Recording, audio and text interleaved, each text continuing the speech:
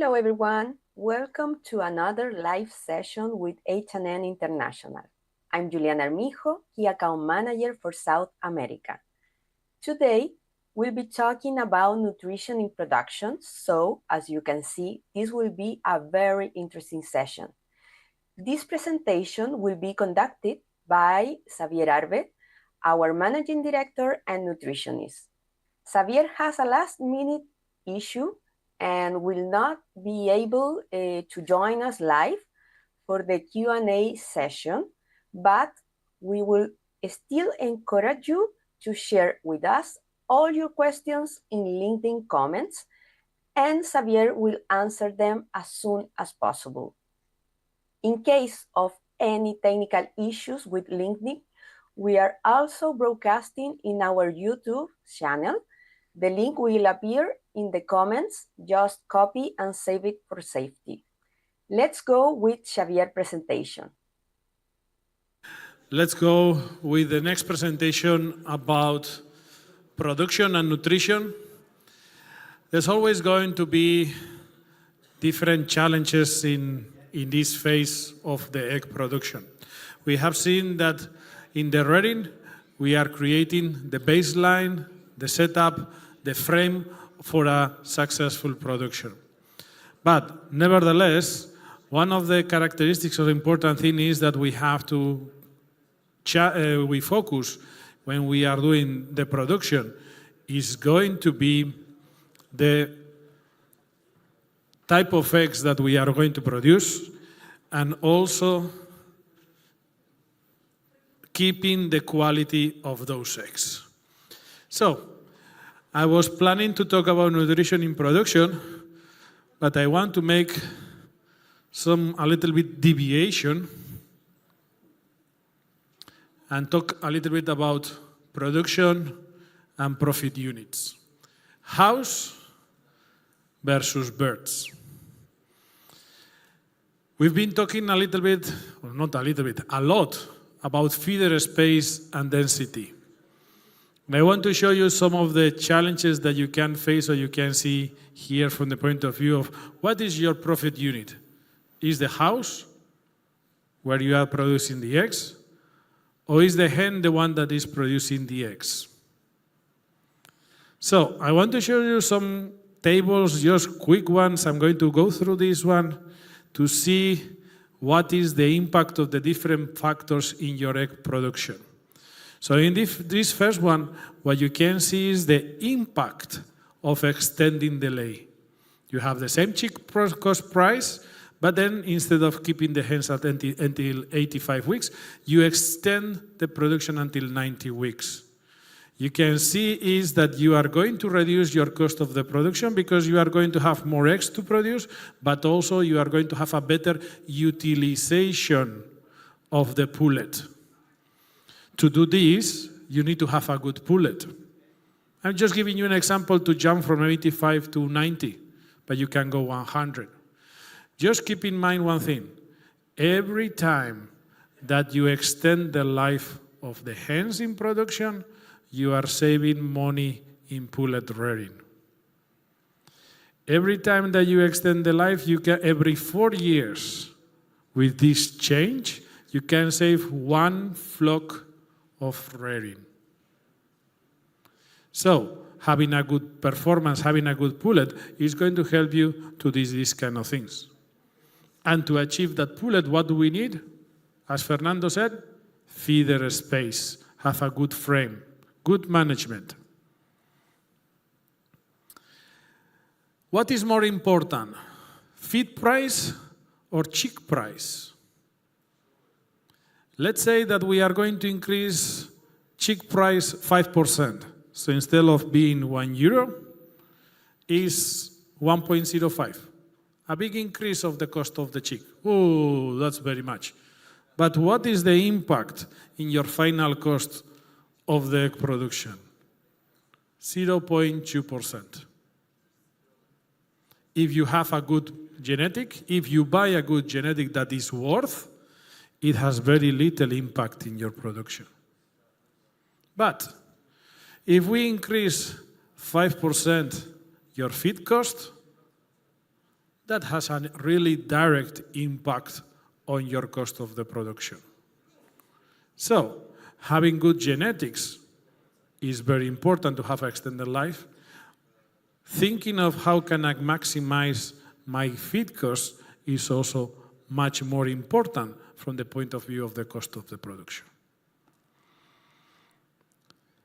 And last one I want to show here is about feeder cost and density. I introduce you my Arbe cage. This Arbe cage costs €90, each cage. Then I tell you is that in my cage you can put 6 birds. And it has the right feed intake.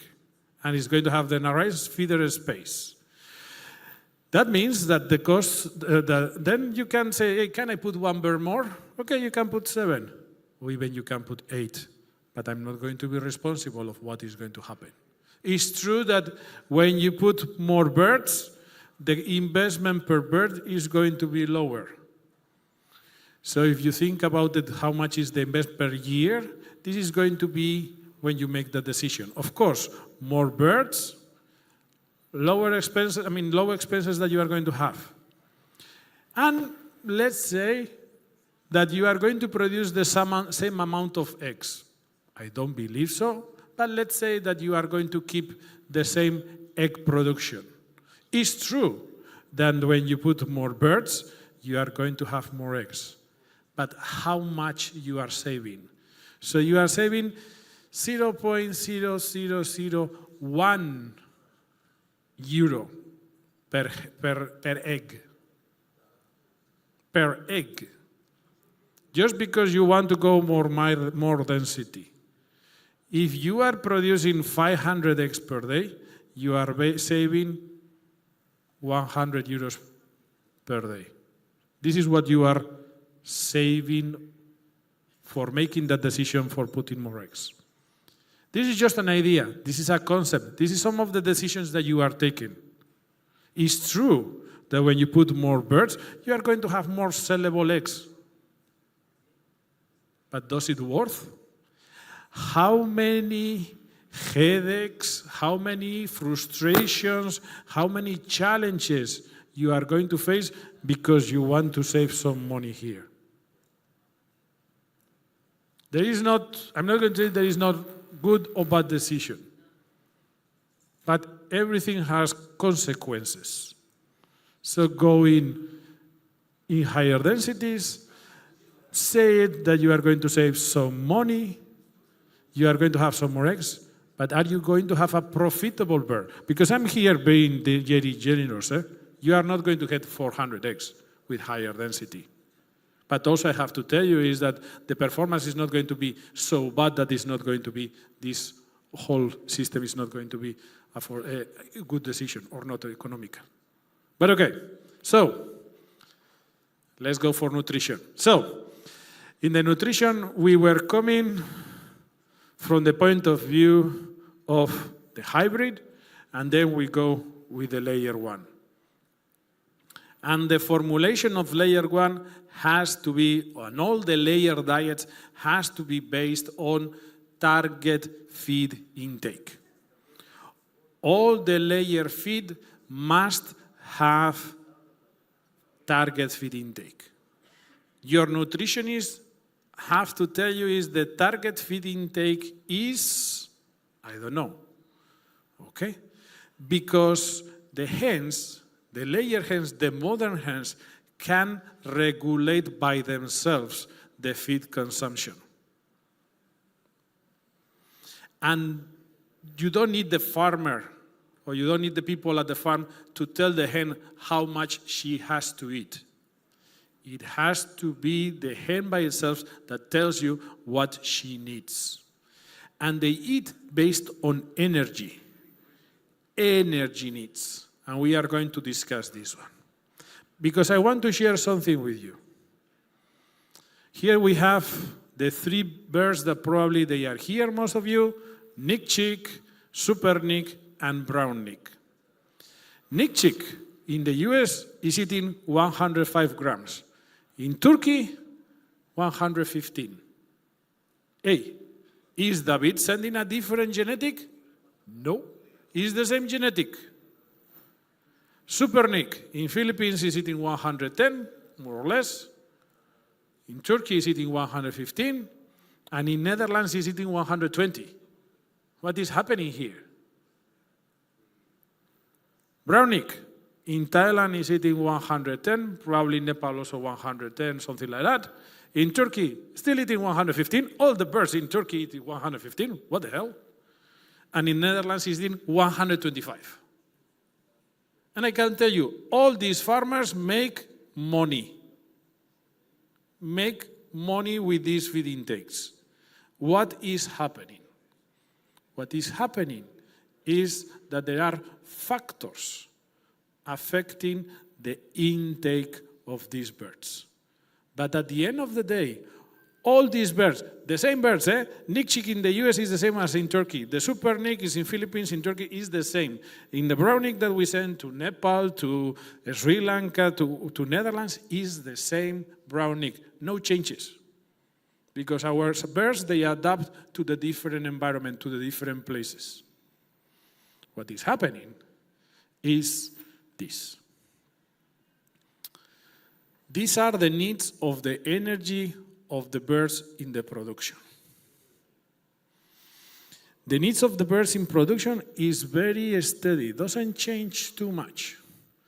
The 65% of the needs, they go for maintenance. What is maintenance? To move, to have activity, to go from here to eat, to interact with the other hens. And the rest of the energy is going to be for egg mass production. There's going to be, at the beginning, some growth. Remember that we said from 16 to 25 weeks. But then later on, everything is going to be for maintenance and for production. So, these maintenance needs depend on 3 parameters. The first one, body weight. The other one is going to be the temperature of the house. And the last one is going to be the nutritionist slash owner of the company. Because with the body weight, we will see now, has an impact on the daily needs. The temperature will affect the intake of the energy, and the nutritionist is going to decide what they call it, the packaging. Here you have white hens and brown hens. You see that the white hens, every 50 grams, there is an increase of the energy. And also in the brown birds, every 50 grams, there is an energy of the daily needs. The bigger it is the hen, bigger needs for maintenance. So, if you have a brown neck of 2 kilos, it's going to need 330 days kilocalories per day. But if you have a brown neck of 1.9 kilos, it's going to be 322. And the same with the whites. If you have a super neck of 1.7, it's going to be 306. If you have a super neck of 1650, it's going to be 302. Big guys, we need more energy to eat for just only maintenance, not for growing. So, this is the first factor. Sometimes you will see, and you see that some of your flocks, they eat a little bit more sometimes. And usually you can check is, the first thing I always say is check the body weight. And it happens that the summer rearing tend to be a lighter birds than the winter rearings. And the winter rearings tends to eat the same, a little bit more than the summer rearings. No genetic changes, no anything, just only the pure body weight. Pure body weight. I'm sure that my energy intake is bigger than Fuichon's because I'm a bigger guy. I need more maintenance needs. So this is the first thing. You need to think about it. I mean, you told Fernando that you are weighing the birds, I think, every week and every month. So check the body weights, because that's the first factor. And if you have a complaint that the birds are eating too much, the first thing that you have to check is body weights. Second part. Now, as we discussed, the hens can control the feed intake. And look at here. At 18 degrees, between 18 and 22 degrees, the hens can control the energy. So what do we mean is that if we increase the concentration of the feed intake drops, and you can see the energy is the same, stable, doesn't change. So when you have the hens at between 18 to 23 degrees, you increase the concentration of the diet and they will reduce the consumption, and the intake remains the same. But if you are in tropical conditions, when you have more than 23, 25 degrees, that is more difficult. And you have a limitation of the feed intake. When it's beyond 25 degrees, the birds that will start more worry about painting, moving the wings, than eating. So then is when you have to make a decision of if I have to concentrate the diet. Then is when the nutritionist has to jump in and say, okay, we need to make more concentrated diet because I don't have the feed intake I need. But if you see our management guide, our recommendations are always based on a target feed intake. And the nutritionist and also the owner of the company have to make an exercise is, what is the most profitable diet? It could be that is cheaper overall in the cost of the production of the egg to make diets of 115 grams. It's true, with 115 grams, I have more consumption.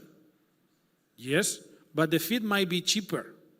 So you need to take into account the intake and the cost of the feed. I have seen many situations, especially in Latin America, where they go for high concentrated diet because they want to have the best FCR in the world. But the cost of the production, they are losing money like hell. Remember what David mentioned the first day. He makes the selection based on income over feed cost. The idea is that you put feed and you get money. So to be as efficient as possible from the feed point of view, as we have seen, an increase of 5% of cost of the feed, it's a big impact on your cost of the eggs. You need to make a calculation is what is my target feed intake and what is my cost of feed. They are related. Don't be driven by the broiler guys. The broiler is always hungry. Hungry, and in 35 days is out. This layer, the layers are going to be for a long time, and they can control the feed intake. Very important. So as I was mentioned, I go back again. The nutritionist is going to decide how to package, okay? And also, you need to think about it, it is in the case of Philippines, Nepal, all the countries that they are here represented, you have an additional need of energy in general for heat stress. Painting, flapping, that requires energy.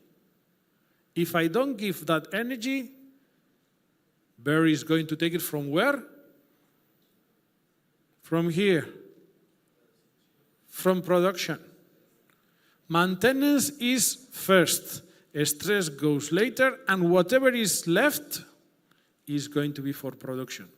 We need to take into account that if I have the temperature of 28, 38 degrees in my barn, that's not a comfort situation.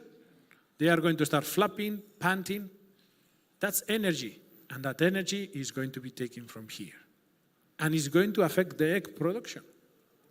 So, I know that you are looking also for egg size. So what should we focus from the point of view of egg size? And we have seen before is that it's going to be the amino acid nutrition.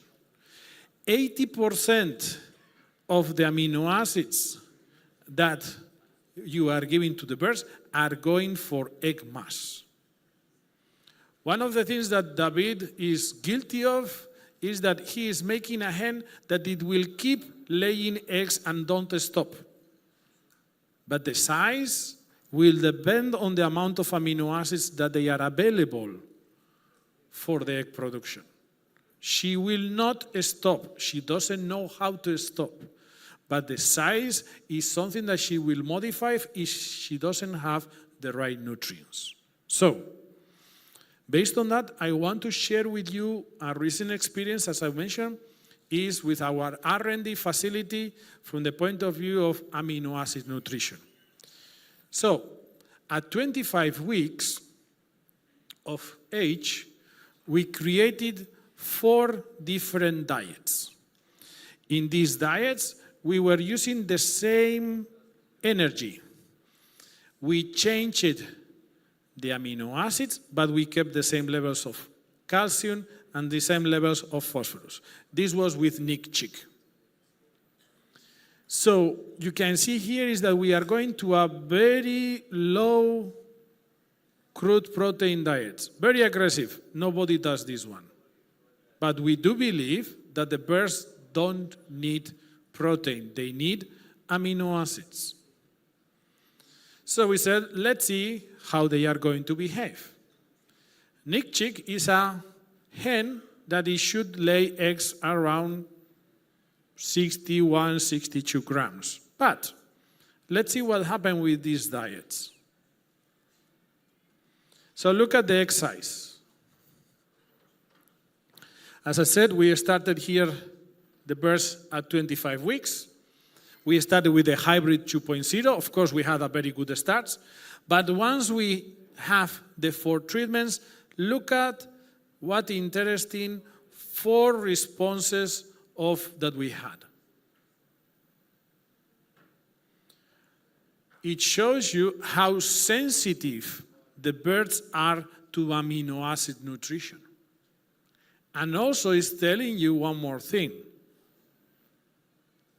With one bird and different nutrition, we created 4 different types of birds.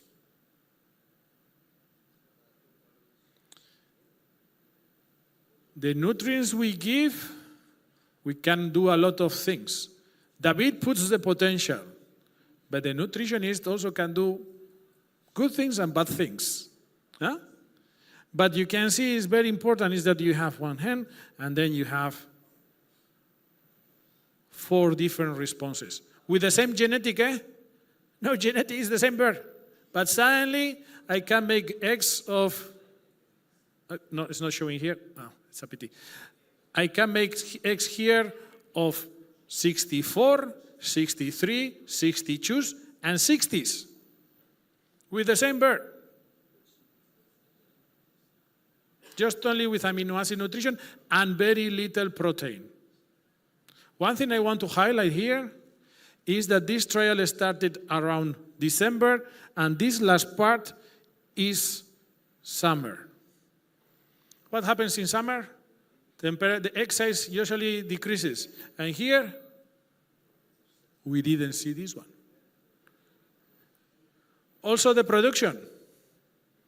No differences in production. All of them above the standard. Even in summer, with low crude proteins, we were able to keep the performance. The feed intake dropped, but the performance was still really, really nice from egg size and egg numbers. Interesting, isn't it? Well, I know that some of you, sometimes you want to change the egg size. So one thing that we did in this trial is that we changed treatments at week 45 in some of the birds. And this is what we saw.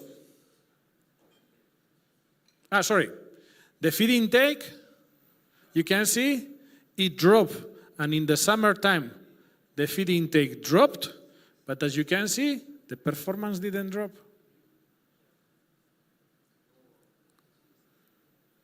Because there was a reduction of with the low crude protein diets, we were able to overcome some of the challenges of the summer. So as I said, is that at a certain moment of the trial, what we did is we changed treatments. From the very low, we went to the very high levels, from the low to high levels, from high to low, and from very high to very low.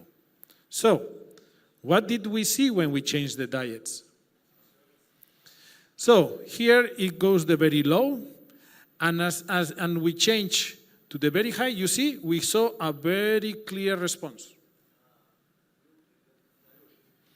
And then when we had the very high, we changed it to a very low levels and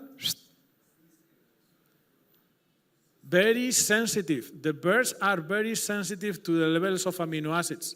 And in 2 weeks, 2 to 3 weeks, we were able to change from the very low to very high and the very high to very low. And also the ones in the middle, also there was a change. So, when we are talking about egg size, yes, very important. Have the frame, have the pullet, have a good lighting program as Fernando was saying. Because all these birds, they have the same lighting program. But then with the nutrition,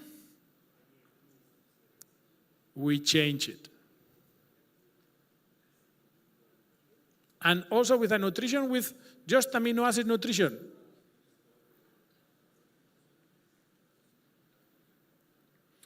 One of the things that we saw, and this is something that it's worth to discuss later on is a little bit, is when we made a change, we saw here is that from the very lows to the very high, from the very high to very low, we lost a little bit of the production compared to the ones that they were going high. It was only a 2% of production. But again, you can see this is the standard. And again, we are above the standard with the very lows. But it is true that with a little bit more amino acids, and this is more probably about fine-tuning the recommendation, we had a little bit more of response. But again, what is showing in this trial especially is very important is how you can change the egg size with the amino acid nutrition, with the proper amino acid nutrition. Hey, the market is asking me more bigger eggs. Okay, I go a little bit higher in amino acid. But if the market is asking me 63 grams of egg size or 60 grams of egg size, why to invest money in that? One thing that you can see here, the egg size was steady. Very steady. No need to invest more. If I want 60 chews, I do 60 chews for the whole flock. That's it. Don't complicate your lives. Save money. Find your target.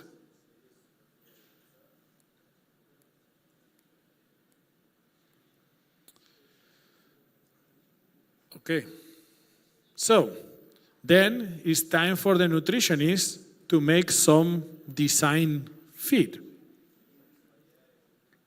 So let's say that we are going to have some corn, soya, soybean oil, and brands. And we can decide what kind of feed intake we want to decide. We want to have it. You see here is at the end, this diet is going to be more costly because it has more energy, more amino acids, but of course, the feed intake is going to be lower. With this one, this diet is going to be higher feed intake, but at the end, the most important thing is that the energy and amino acids are going to be the same amount of intake. So, again, all the diets need to have a target feed intake. And let's make some scenario. So we saw that we have two options, the 2,840 and the 2,710. So let's say that we have an increase of the oil cost that goes from 360, let's go a little bit more.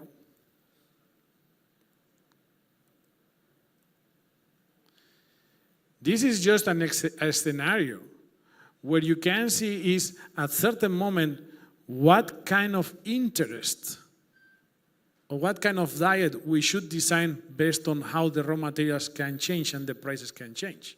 It's true that with this 2,710 is going to increase the feed intake, but also depends on the raw materials and the amount of feed that I'm going to give and the cost of it. So with the hens, you have the opportunity to change the feed intake objective based on your final math, that is feed intake and cost of the feed. Don't be driven only for the FCR. FCR is just part of the news. You need to read the whole article. FCR is very nice. I have a FCR of 1.7, 1.8. Very nice.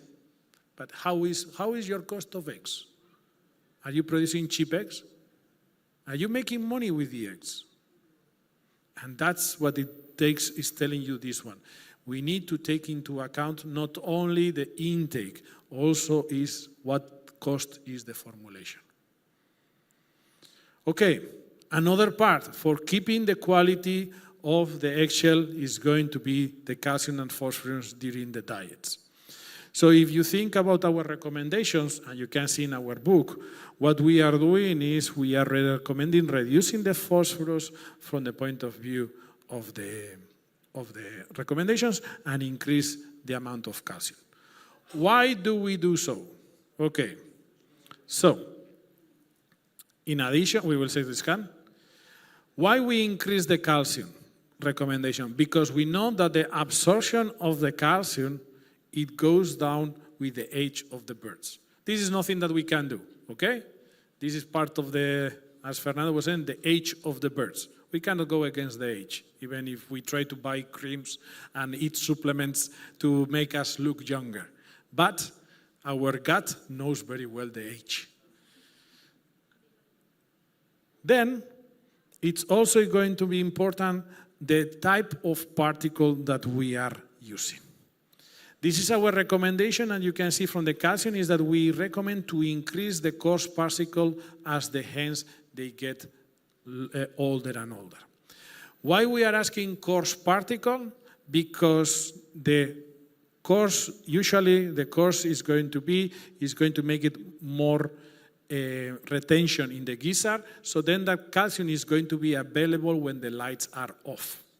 So then the hen needs less medullary bone.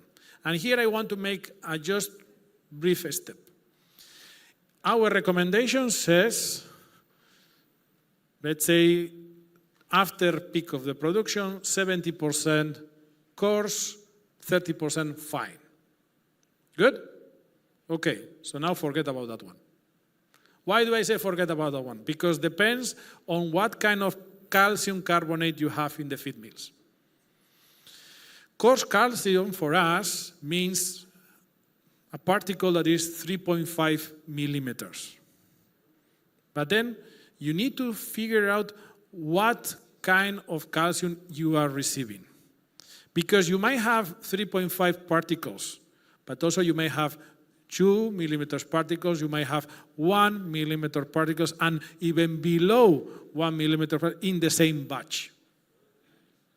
So you need to figure out what is the distribution of the particle size of your so-called calcium carbonate.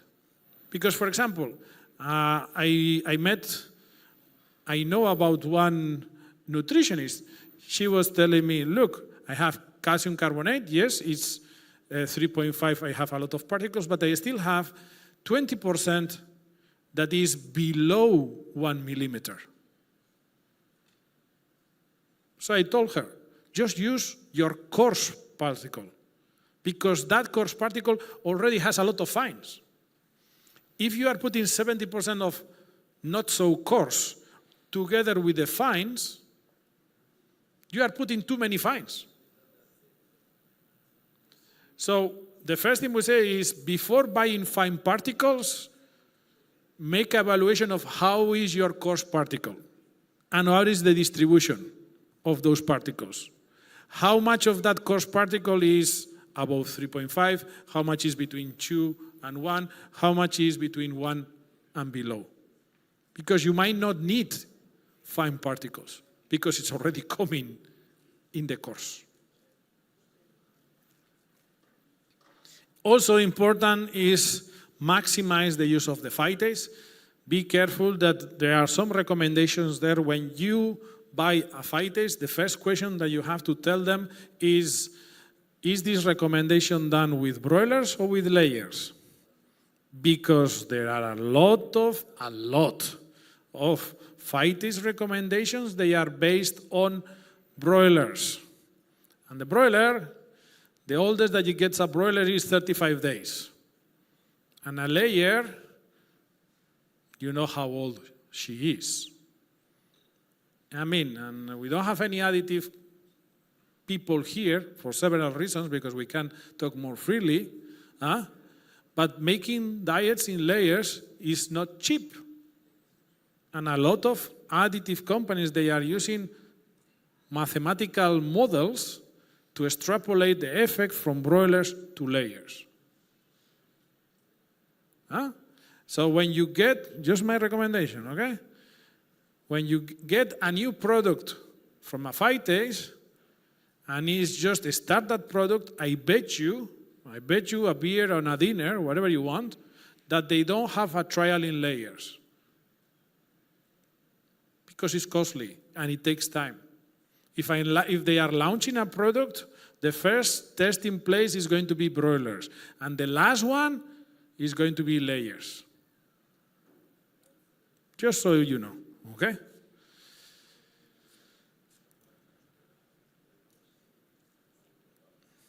And phosphorus. Ahmed has a good saying, and he says eggs don't have phosphorus. The phosphorus that you put in the feed is not for the eggs. You see here how much phosphorus that has at 62 grams? It's just nothing. It's peanuts. The main phosphorus that you are putting at the beginning of the production is for the growth and for the bone development.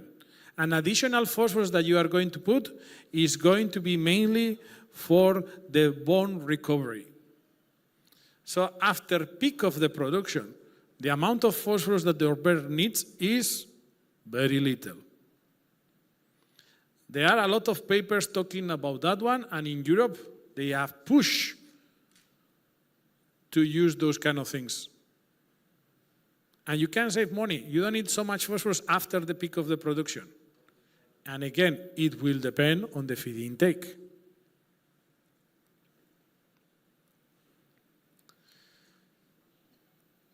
So, that's also more about what we are talking about, the levels of phosphorus. There are, as I said, many trials showing that the phosphorus, the smaller amount that you put after peak of the production, there is no problem. You can see here this is in digestibles, but the hen needs less than 200 milligrams of phosphorus after the peak of the production and the bird is grown. So too much phosphorus also is not good, because it's going to interfere with the absorption of the calcium and the whole process. And it's costly. So save some money.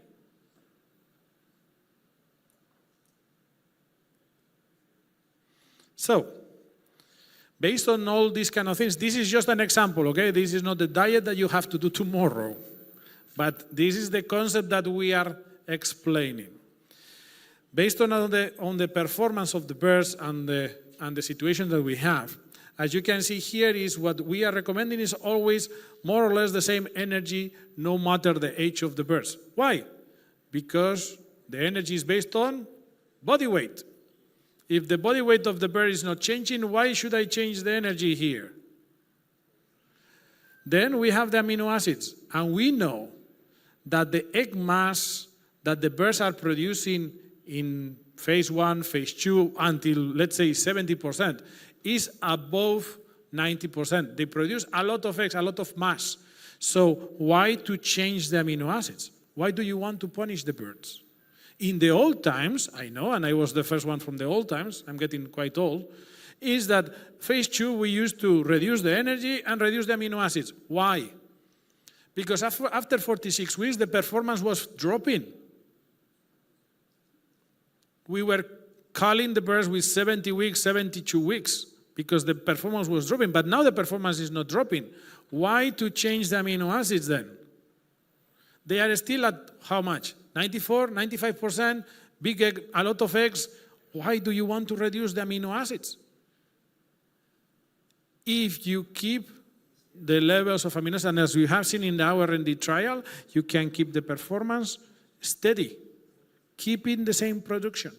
Why to change? And then if we have to change something when the birds are getting older, it's because the egg mass is dropping. But if the egg mass is dropping, we keep it. The only thing that we need to be aggressive is going to be with the calcium and the phosphorus level. As the hen gets older, we increase the calcium and we reduce the phosphorus. This is just an example of a diet for a bird who is going to eat 115 grams in a very specific conditions. What your nutritionist has to make is these scenarios, but think about it. Now the layer feed has become very simple. Very simple, because the birds keep producing. So why to change? Just make a little bit of calcium and that's it. Don't complicate your lives. You want to put some products or whatever? Okay, good, whatever. But the basics. Give the birds what they need, and also target feed intake.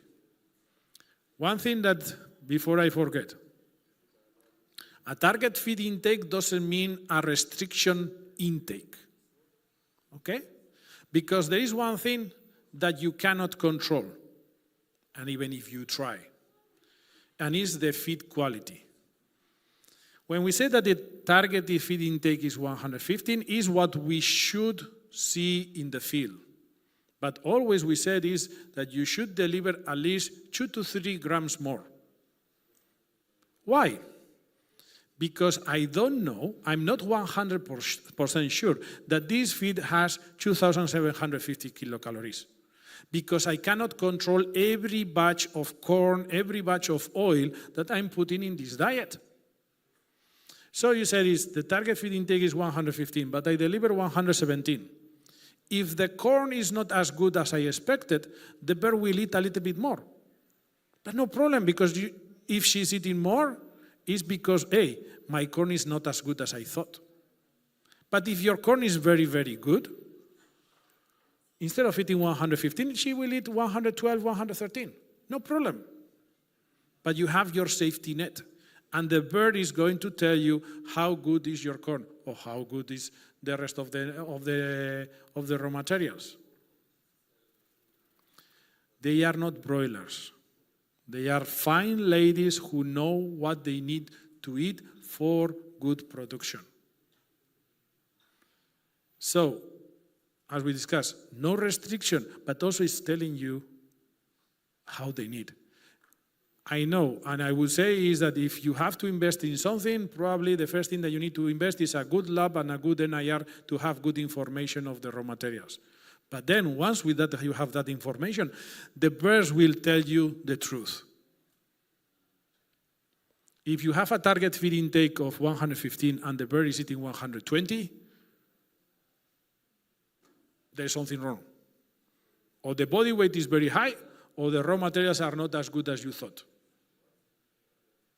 Or the next one is the birds are throwing a lot of feed into the ground, and the last one, someone is stealing feed.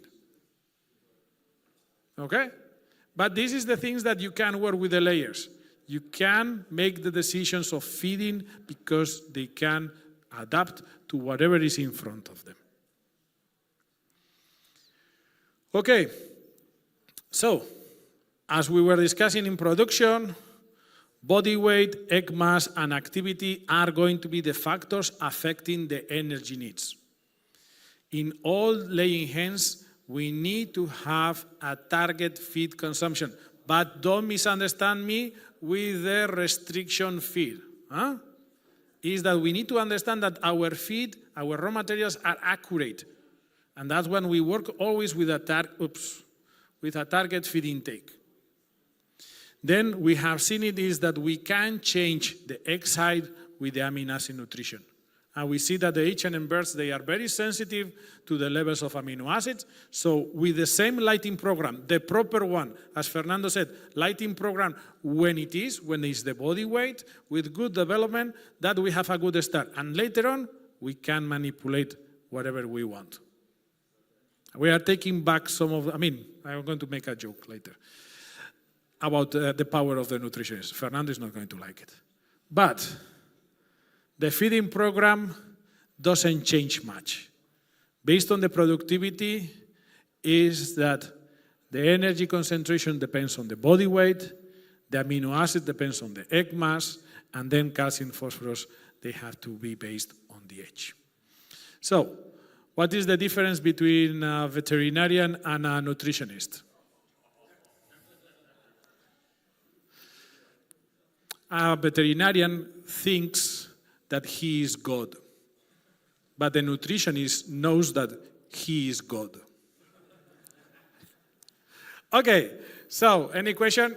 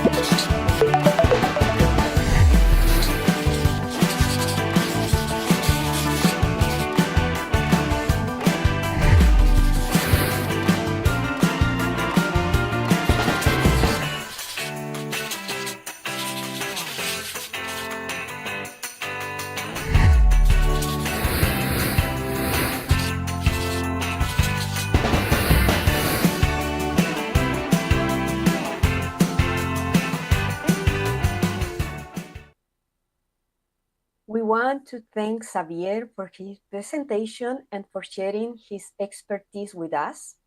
And big thanks to everyone who joined us and sent in your questions. On June, we will come back with another live session with H&N. Stay tuned and have a great day.